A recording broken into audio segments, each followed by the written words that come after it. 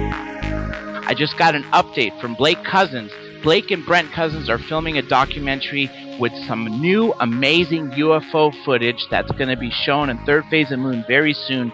And some new videos that just came up is one that looks like a portal with something coming in or out of it, another giant orb, and a fleet from Portland, I believe. Those are all free on Third Phase of Moon, and there's 2 movies, documentaries that are out there for free for the world to see.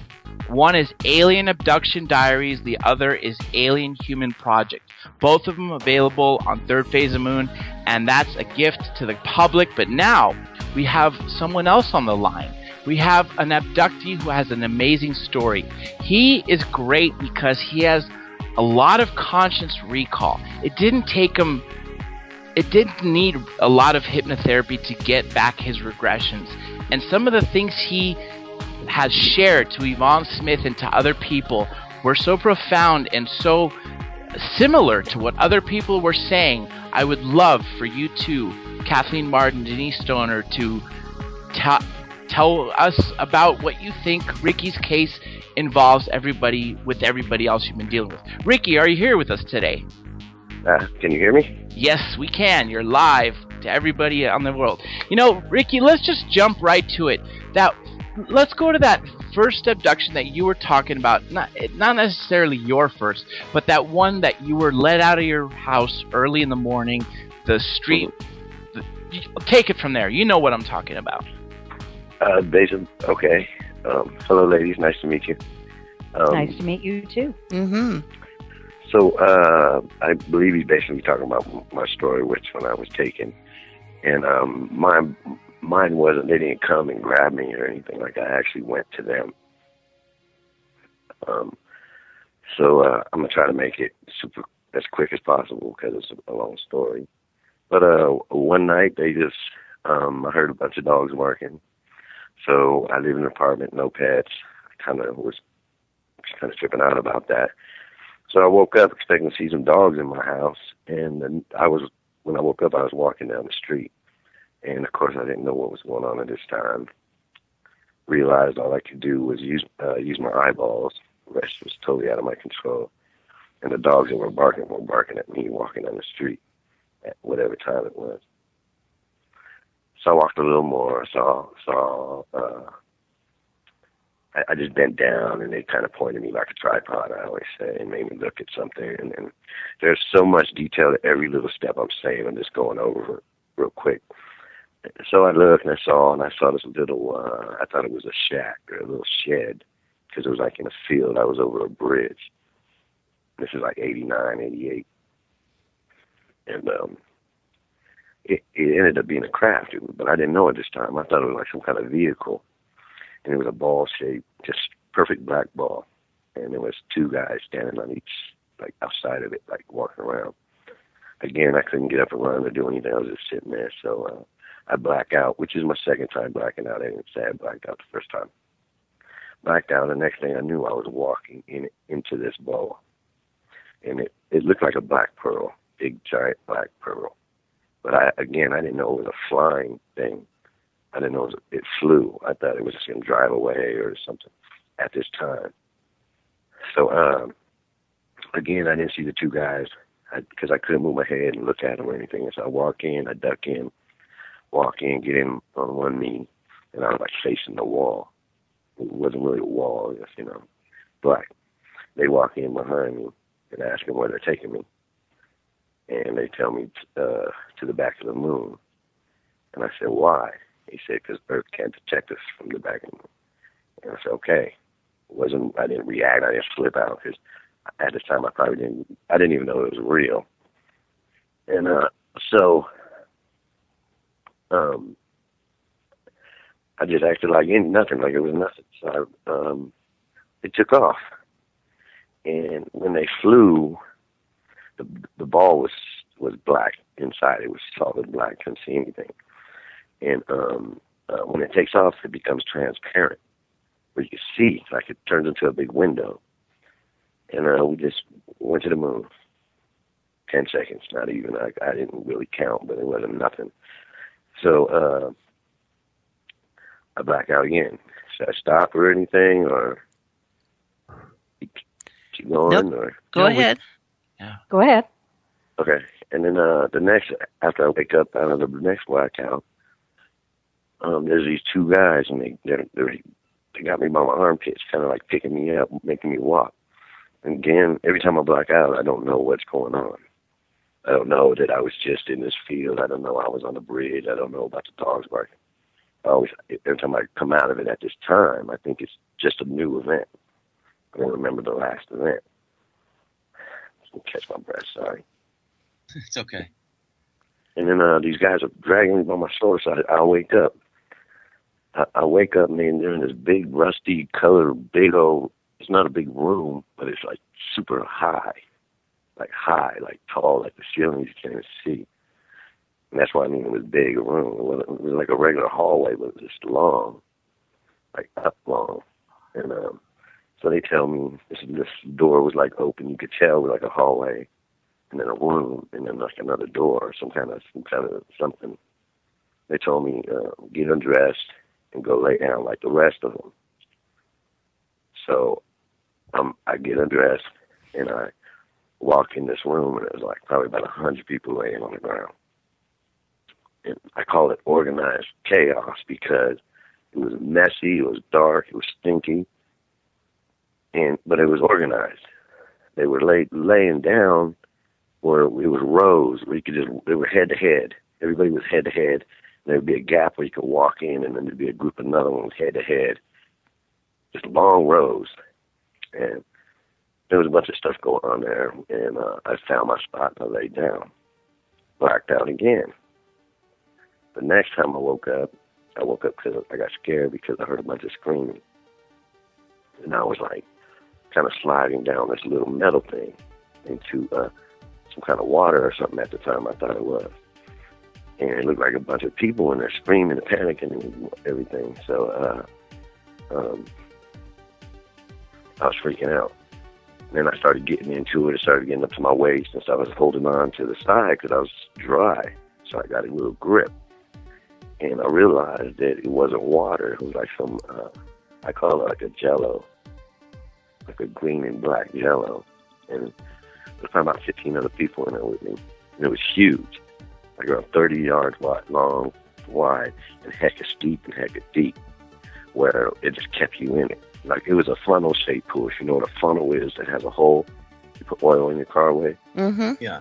Mm-hmm. Clog up that oil, fill it halfway up with oil, and put a human in there and try to climb out of it. That was my situation. But the situation was this tall room you were in? Was this inside that black sphere? No, definitely not that, because I had to get on one knee in the little black ball. What it was like being inside that fluid, please. Yes, please. I didn't. What my situation was, they kept telling me, you can get in, go under, you could breathe it, you could eat it, you could digest it. Excuse my language, ladies, but I'm just telling how it happened. They said you can shit it out, and it turns into the gel. You can live in it, they said. Under it, while you're under it, not just like waist deep, you can live in it. So, but I didn't know who this was, who was telling me this. I didn't believe him. I sure wasn't going to try it out. Did they tell you the purpose of it? No, but eventually I figured it out to my own, opinion of what it was for. I came to the conclusion it was for two reasons.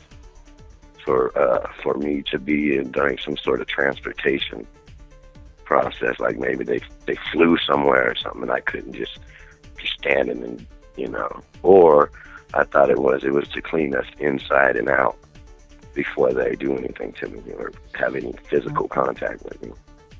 Well, Denise and Jenny in our book have both been in that fluid, and many, many other people have too, and talked to us independently about this fluid. And it seems that there are two different consistencies, and one is thinner than the other. And the thicker one is used for transportation, but the thinner one is used for another purpose, and we didn't know if it was cleansing, if it was medicinal, Well, if it was I believe nutritional, or what. Yeah, I believe it's What do you cleansing because you can. I don't think people even realize. Well, where I was, I don't know where those people were, but I was on what I call a whole nother planet. Mm. So, and I know a lot of things probably don't coexist. You know, we could spit on the ground and might even change their entire future. You know what I mean? So them cleaning us out inside and out. You know what I mean? Because like I said, they said we could. Well, I didn't finish that story, but they said we could live in it. And that's what made me think some of those people were in there for years, because there was this one guy that kept climbing out. And my conclusion was he had to be here for an awfully long time to figure this out. Because I'm 45, and in the old school playgrounds there used to be metal, like a metal slide. Now, pour oil on that slide and try to climb up. You can't do it. You can't do it. And this guy did it. So that's what made me think he had to be here for years. And you say it was two different colors? It was black and green. It was like if you got a ball of it, because you could scoop it up in your hand, but it was a liquid. Makes no sense, I know. And you did not enter it, or you did? Well, not while I was awake or whatever. Again, I didn't even get to finish the jail pool story. You know what I mean? So I could finish it real quick and tell you what happened. Okay. The guy I and then noticed we'll have kept some climbing. questions. Right. Then the guy I noticed kept climbing out, which was, made me think, okay, he's been here a while. And what they would do is let him get up a little bit, and they would flash this light on him, this little bluish, weird color light, like a beam light. But I compared it to a flashlight, and it just made him slip back down, and he slipped back into the jail. And then he did it again, and he almost got out. And that's when I was thinking, what is he going to do when he gets out? We're on the moon. Where is he going to go? Who's he going to help him? I didn't understand his logic at that time because we were in an incredible situation. So they hit him with another light again. He went back in. So I got scared, and then I laid like if you were in a swimming pool, and you looked up and you went under the pool until the water was only uncovering your eyes and your nose. Right. Like if that was the only thing out of the water. I did that in the jail because I didn't want them to hit me with the light. What did the light do to you when they hit? I mean, was it a rod with a light on it? No, it didn't even do anything. It literally looked like if I flashed a flashlight on you and all you did was just let go of your grip or something. You just slide right in. It wasn't no violent shake or it wasn't anything like that. So what, it kind of maybe stopped your muscles from being usable or something? Yeah, he just basically slid right back down. No, he wasn't screaming. It wasn't painful. I know that for sure.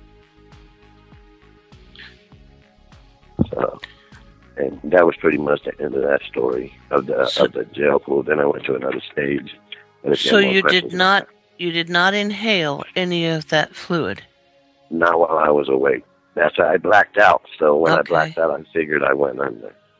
And I don't remember that part. Can you describe the gel to us in detail? You said that it's black and green. Can you? What shade of green and how was the black into it? It was more like the outside of it was black. Like if you saw a pool of it, you would think the whole liquid was black. But when you splashed around in it, you would realize that the black is just like the layer. It's just like a color of it. But once you get in it, it's green. And you could pick it up. What shade of green? I would say more like a dark green. I would say like a greenish black. Mm-hmm.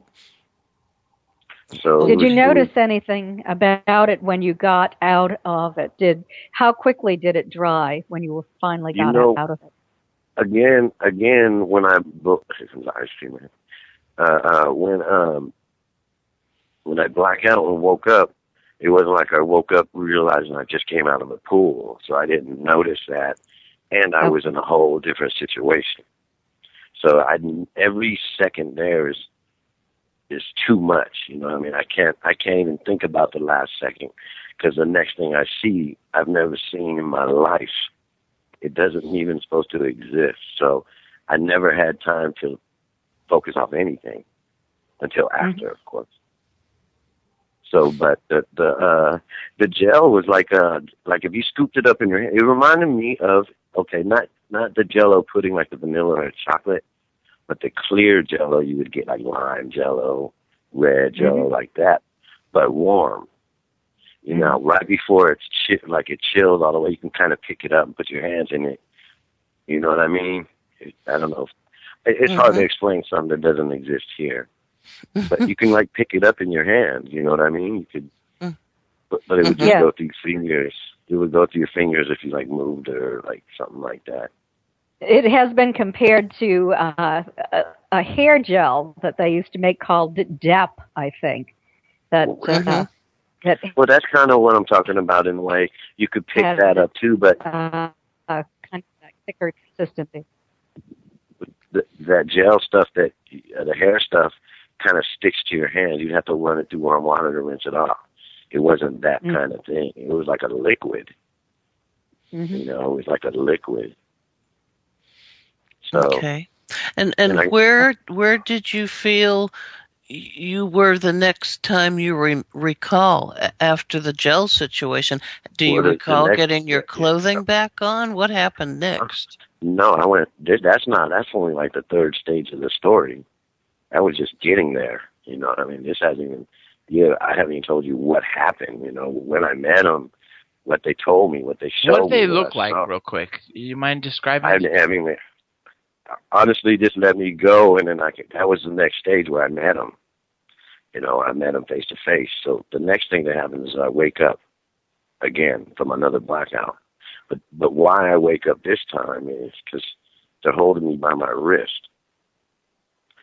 And somebody's like walking me, but they're not like walking with me. They're kind of like tugging me along. And the thing that woke me up was that they felt like a frog. I'm terrified of. I've been terrified of frogs since forever. And it just reminded me of a giant frog grabbing me. So I yanked back. It wasn't exactly like a frog, but it's what it reminded me of. So I yanked back. Yes. These grays were. Anyway, so I yanked back, and I got like I'm naked, and they got me. I'm in like a boxer stance. You know what I mean? Like I'm about to fight. So I look at them, and it's a monster. Like a real live, to me, it was a monster. That was the ugliest thing I ever seen. And I almost died because I almost had a heart attack. Because they're so dirty. Every picture you've seen of them is close, but not even close. You would think you could see that picture every day, and then bam, you see one and you're going to lose it. And it's so hard for me to talk regular with two females on here because I'm really, really blunt. And when I say it scared the crap out of you, I'm not even playing. You know what I mean? It's beyond anything you've ever seen or been told or so. But anyway, they grabbed me, and I yanked back, and I saw them, and I knew what they did instantly. They scared the crap out of me. And so I wouldn't look at them. I didn't look at them. I looked down, and I wouldn't more control myself. So he knew I was about to punch him. And he said, if I do that, you'll change the world as you know it. And when he told me that, I realized that we weren't even speaking. There was three of us. That's when I noticed there was another one to my left, which even scared me more, because there was two of them. I knew I could kill him with my hands, with my bare hands. But the fear they gave me was incredible. I mean, really, you could see a mouse, and I've seen people run and scream and jump on counters and stuff, when in reality, all you'd have to do is stomp on it. And that's kind of how I was feeling like I could actually kill them both with one hand at the same time. You know, they were so fragile. And I realized we were talking with our brains. All three of us was like shared one space of a skull. And the communication was pretty weird. It took me a minute to figure it out. I'm going to try and go through it quick. I was going to fight them, whatever, and what they did is they let me see what would happen if I hit him.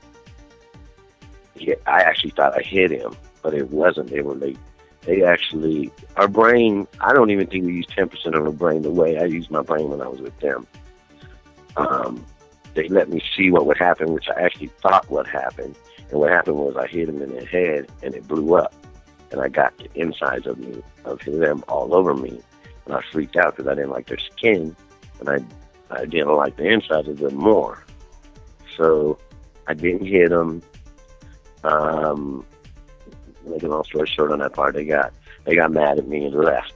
Now, Travis and them been through some a little situation like this where they left them. But they left me in a big black room, and I think this is where Travis took off.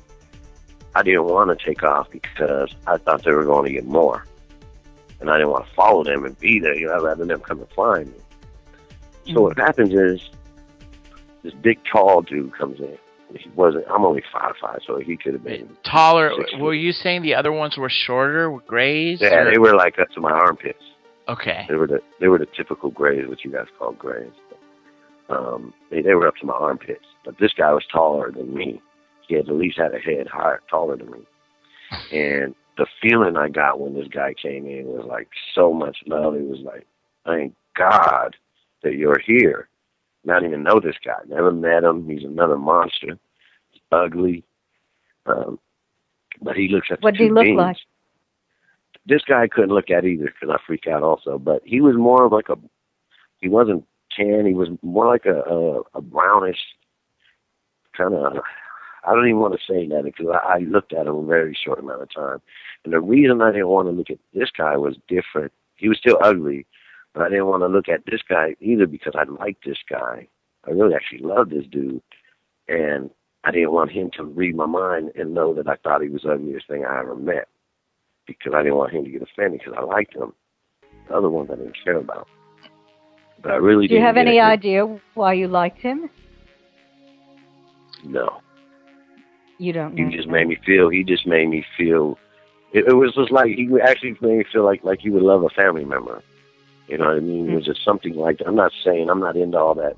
You know. So, do you think he was sending the emotion to you? No, we all have vibes. Every human being has a vibe. It's like our fingerprint. I learned this from them. It's like a fingerprint. So that's how they recognize each other. It isn't, hey, Brian, hey, hey, this, hey, Carol, hey, whatever. It's your fingerprint. Sure. It's your frequency. That's our ID. And it's just like when you die and go back home and we don't have bodies, you remember your grandmother from her fingerprint. You don't have to see her. She makes you feel the same way she did when you were here. But anyway, it was the same type of situation. So anyway, he looks at them, and they seemed excited to me that I was about to get in trouble because they're on a very strict time thing, and I cannot F things up. And I was messing things up bad. I was very violent, threatened to kill them. So he looks at them, and this isn't me saying this. I'm just telling my story. People always get on me about this, but this is what happened. He looks at them and says, "This is the prophet." And they look at each other and walk away. And then me and this guy walk off. And again, I wasn't afraid of him, but I didn't like to touch him. So instead of him holding my hand while we're walking through this dark hall or something, I walk shoulder to shoulder with the word. I'm actually touching him when we're walking, so I don't have to look. I was just basically following where he was going. And I started asking him questions. Should I take a break, or are we all right? No, we'd love to hear more. We got more questions for you. Okay. So this is getting towards the end. So I asked him what's going on. He says we need to do some examinations on you. And I'm on the moon. They're my ride home. I don't know what happens if I refuse. So I said, okay. I go, and I made an agreement. This is all telepathy. This is all talking in our heads. And I told him, don't touch me, don't hurt me, or don't scare me. And that's the deal. Let's get it over with. So boom. Next thing I do, I'm laying on the table. Like instantly to me. And this is where I met the third species, which I call the doctors, who were taller than the Greys, but they look like the Greys. Yeah, this is the examination part, I guess. Can you hear me? Yes. Okay. Okay, so the next thing I know, this is part of the thing I agreed on, so I figure it's going to be pretty simple and I can get to go home. And so the first thing they do is they got my right arm and it's like laying out. And they use technology or whatever you want to call it. It's just unexplainable to our brain. Your brain can't even explain it to you. So when they were doing it and I was watching it, I wasn't understanding it. So what I thought he cut a big square out of my forearm, and he took a piece of skin. But what they really did was they took something I couldn't even see. And the first thing I told them was, you didn't get enough.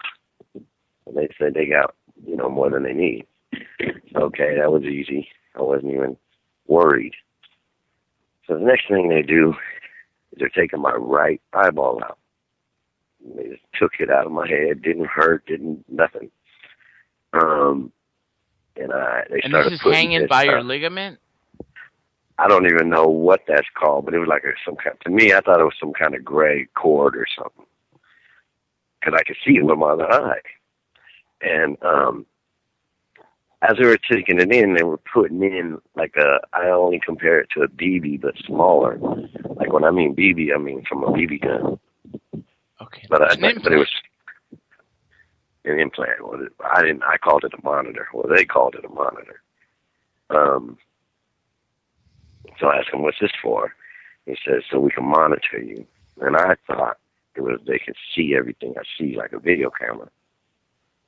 And I didn't understand that, whatever. So I'm freaking out now. It was easy, but this is big time stuff. You're taking my eyeball out. This ain't even cool. You know what I mean? This isn't taking a little bit of skin. This is major. So I'll get into it if you ask questions about it, but I'm not going to get into it right now so I can finish the story. But the third stage for me was they extracted some semen. And I always say the hard way. I hear all these stories. They laid out a beautiful lady and, I did all this. I didn't get that trip. I didn't get to experience that. I would have loved that more than what I went through, but I did not go do that. So anyway, they extracted some semen. And then another part I'm going to go through real quick, but it's a huge part of the story. I'm done with the examination. I'm laying down. I'm not really blacked out. I'm more sleeping because I was exhausted, like more exhausted than I've ever been.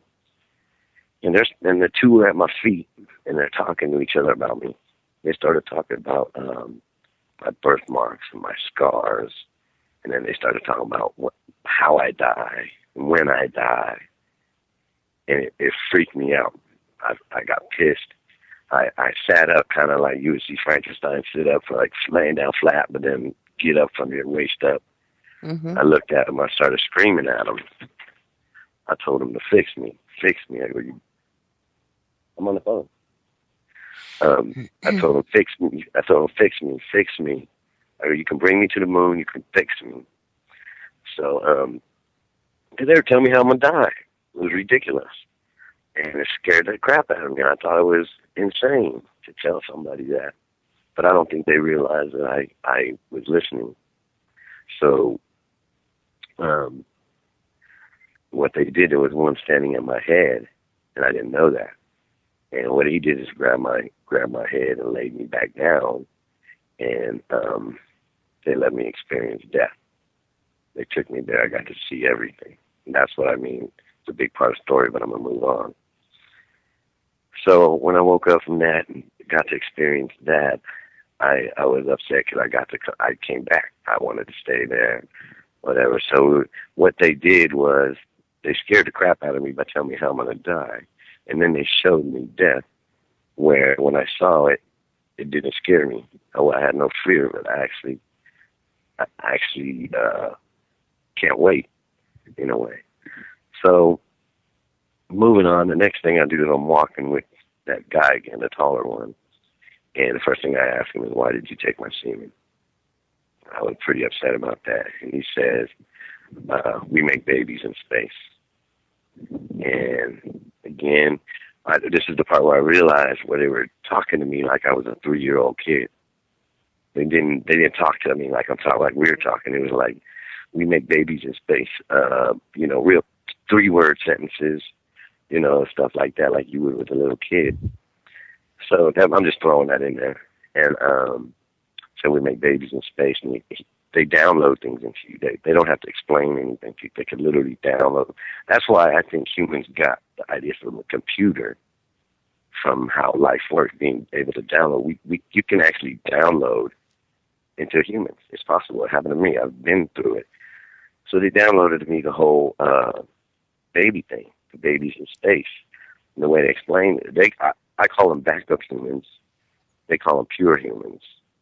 And the meaning of a pure human is, it'd be like a first-generation human, if that makes any sense to anyone. So I accepted it.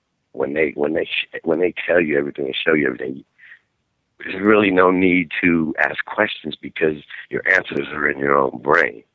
That's why they download it into you. That's just like a computer. You can go to a computer and it has every answer you want, but you have to access it. So that's how it worked for me. So I accepted what they said and moved on because I had a new experience every step I took.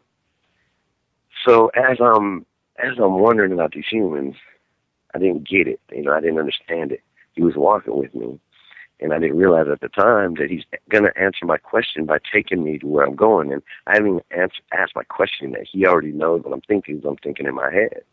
What is he talking about? Pure humans.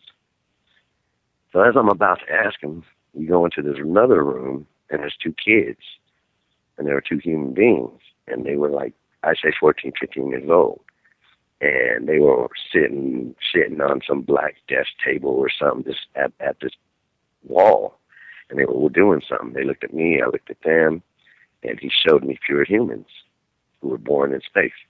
So he's explaining everything as it's like a fulfilling kind of communication. It's like the game Tetris. Every little thing, every little answer you get just fits so perfect, and you don't even have to ask because you have the information. So he shows me them again. I got questions about that, and he's answering me the question again by taking me while I'm thinking in my brain. So I'm walking, I'm thinking, damn. So how are these guys eating? First of all, I don't see any, cafe here. I don't see no cafeterias, and they're humans, they're eating something. So I'm thinking to myself, I really thought this was kind of funny to me. I pictured one of these ugly guys with a chef hat barbecuing hamburgers. That's what I was thinking at the time while they walked me into this room. And the first thing he shows me is there's this cow hanging upside down in this room. And instantly my heart panics because I think, okay, they're being nice this whole time. Now they're about to kill me. There's this cow dead. It's hanging up. And I'm not stupid. I know how much a cow weighs. And to have this 10 feet high in the air just hanging there is ridiculous. So I'm already thinking I'm dead. First thing I tell him is, this is effed up. He says, what? Are you taking me like this and doing this? I said, this is effed up. And then he goes, what's the difference between you and us? And then again, he explains this to me like a download. He says, what does a tiger think when he's running through a forest and hears a loud thunder? And then what does a tiger think when he looks up and sees a big metal object in the sky with, talking about a helicopter and flying in the air and being kind of hanging out of it? Then what does the tiger think, or how can he explain when he feels a pain in his hip and all he can do is use his eyeballs? Then how does he explain when the craft lands and beings come out and take a tooth, take semen, take blood, and then how does it explain that when the beings leave and then you come back too when they have all function? How does a tiger explain that to itself, and how is it wrong for us to do what we're doing, but it's okay for you? And he started explaining how humans are worse. You know what I mean? We do it every day. We kill animals to find out about them. So I started thinking to myself, because I know they can see what I'm thinking. I didn't want them to know what we do to chickens, what we do to cows, what we do to, anything we eat. We control their lives. So, move on again. What he did is they dipped this cow in some kind of liquid. It was funny because if you filled up a barrel with water and you sat in that, water's just going to come out. When it went in, no water came out. It just stayed the same level. When it came out, it had an opening in its stomach and towards its rear end. I didn't ask about them, but I asked them what that's for, and they say, what do humans eat as babies? And I said, milk. They said, yes, correct. And they say, what do you eat as adults? I said, we eat vegetables. They said, correct. And they let me know that they make pure cows also. No fleas, no diseases, first generations, 100% healthy. And what I got out of that, what they use for the humans in space, that's food. That's just what I got. They didn't tell me that. He kind of told me how I told you. And then that's pretty much the end of the story. They sent me home like 3 seconds before my alarm clock went off. And I had no time to think because I had like 30 minutes to get to work. And that was that experience. Kathleen, Denise, do you have any similar stories you've heard or any comments you have to say to this? Well, there's a common thread that runs through all of this. He has asked a lot more questions than most people have the ability to ask, but his description of what he experienced is pretty common, as far as I'm concerned. People have even been told that, during that apology and comparison where humans do this to other animals, it has also been stated, you have been known to eat your own to humans. Right. So, and yeah. One thing I definitely want to say about the whole story is, this is from being a victim and going through it, is that's nothing. What I just told you doesn't even matter to why they're here. That's literally nothing. That's like finding out you have cancer and only worrying about your examination. Once you get your examination figured out, you got to throw the examination out the window and figure out why. And I know why. And to me, I've talked to the doctor about it. I really think it's a waste of time to talk about the abduction, because that's not what matters. Well, there are an awful lot of people out there who don't understand the abduction. I was also impressed by your description of the download. I think you put it in a way that a lot of people couldn't really describe it, at least from the different ones I've heard. I think it was an excellent description on the air of the understanding of that. To me, though, the saddest part about it is it's possible. Us as humans, instead of mastering our own minds, we'll make something to do it for us. When we have that ability, we created that ability. How could the master create something better? It's not going to happen. We are the computer. A computer is nothing but an imitation of a human brain. That's true. And I'm saying, why aren't we using our brain? That's what makes us so stupid, because from them to me to you, this is how they describe them. We are not smarter than you. We are older than you. We've experienced more than you. That's it. They're not smarter. They're not. They've made it. They keep continuing to exist. We fail to continue to exist. I don't believe any human species that walked this planet has survived for a couple million years at a time. We always have gaps. We always disappear for a while, but no one ever asked why and how we got back. It's a very interesting point. You said the why when you were mentioning the cancer. What was your explanation of why the abductions? Did they give you a reason why? Yeah, it's simple. And like I said, I've told the reason why to hundreds and hundreds of people, but they have so many questions after it. And that's how I try to tell people, once you accept it, you know it. So I don't have any questions after they tell me. I understand it, and there's so many other things going on to know. Why would I focus on, that? So what they told me and showed me it's so simple, is what I call them backup humans and what they call pure humans. So basically, they are here again, and they've been here since the beginning of our time, to have backup humans to repopulate this planet for the next time we become extinct. Now, when you have first-generation humans, say we get nuked out or something hits the planet, we're all gone. And then we can't come back for 4 million years or whatever it is. The planet might be a cold planet by that time. It might be a warm planet. It might be a wet planet. It might be a cold, it just goes on.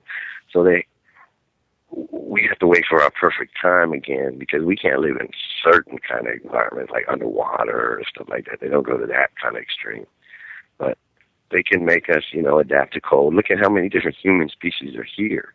We've got humans that live in 0 below weather. We have humans that live in like 130 degree weather. You know what I mean? So they just make it so we can come back. That's basically it, because they love us.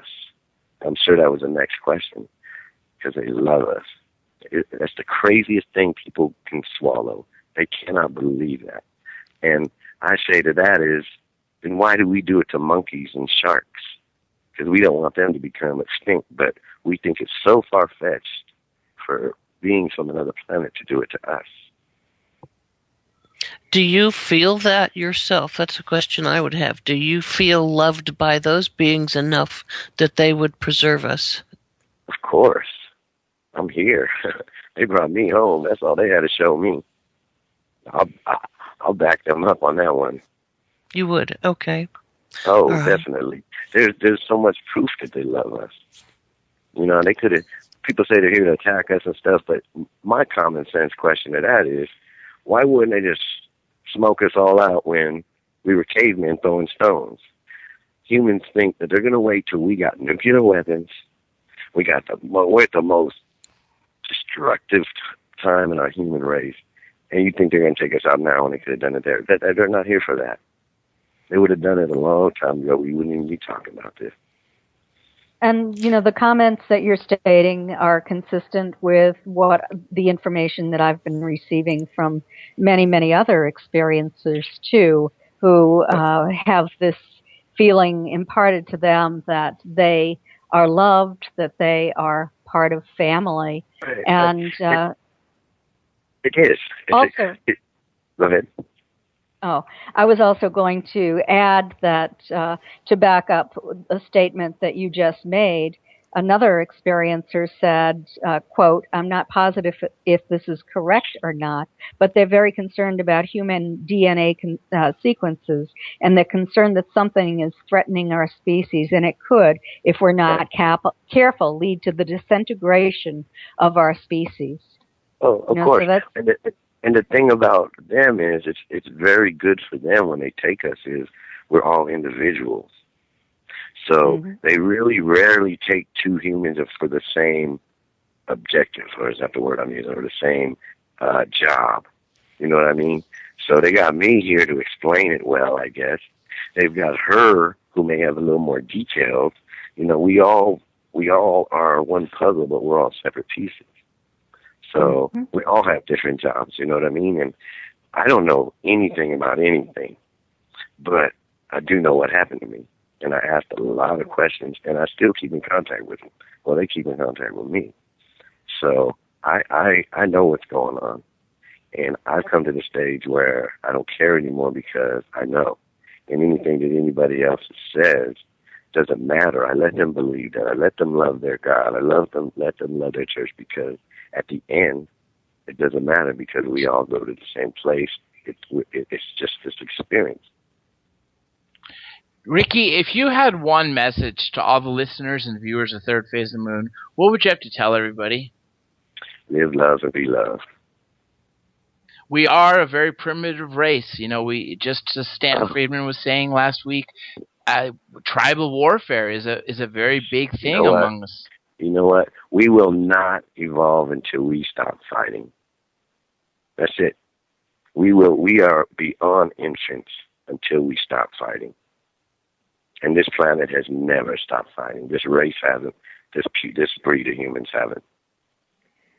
Do you sense that they're attempting to move us ahead telepathically and toward more of a collective consciousness, such as they have, so that we will not destroy ourselves in that way? Yeah, but please don't take me wrong, but we're stupid. We're stupid. We don't see the obvious. The first thing they do not get is, how are thousands of humans controlling millions? How do they draw this line? You cross it, they lock you up, and that's it. You know, it shouldn't. They don't understand how a small amount of people are controlling the masses who need to change and who know about to change. But it's more our problem than theirs, because we don't do anything about it. You know, we don't. When somebody shouldn't be arrested and they're arrested, we don't do anything. We'll go to Rite Aid and get some paint and get a cardboard and make a sign. That's not going over there and getting him out. That's not changing anything. We have the power to do that, but we do not do it. And that's it. We're stupid. We're stupid. We don't realize what we can do. We need to wake the world up. Go on, Joe. You know what? It's more than wake the world up. This is what they told me. You got to, because this is what a lot of people do. They wake them up and leave them. You need to get them up out of bed, tell them what's up, and show them. Waking them up isn't enough anymore. This is stage 2. This is where we get them up out of bed and make them realize what we need to do. That's our job. They got a job when we wake them up to do their job. And if we don't do that, then it's really not their fault, because they don't know. We know. Ricky, the message really isn't so much words, but it's an understanding you're trying to share, right? It's an understanding that we all know. Yeah, we all know. We all know this is wrong. For the simplest thing. People are too busy and they're too selfishly focused to understand. I'll tell you what the word is. The word is comfortable. They're too damn comfortable. Yeah, I saw the news last night. I'm 100, what do you call it? 100 inch screen, my surround sound. But if I go and protest, I might lose that. Or, you know, there's no way I'm sharing my 100 G's that are in the bank. You know, even though I'm going to die with it, that sick guy in the corner might need it, but I'm dying with what I got. It makes absolutely no sense. And we all know that. I'm broke as hell and I give money out all the time. I feed so many people, but the reason is because I am where I am. I wouldn't be here right now if I didn't have the karma that has surrounded me. I've learned that because I've done a couple of dirty things and I've seen where that gets you. I've never been to prison or anything like that. I'm just talking little things, you know, and I know how the world works and I'm not worried about it because I do right. And God don't trip off what you've done. All he's worried about is what you're doing right now.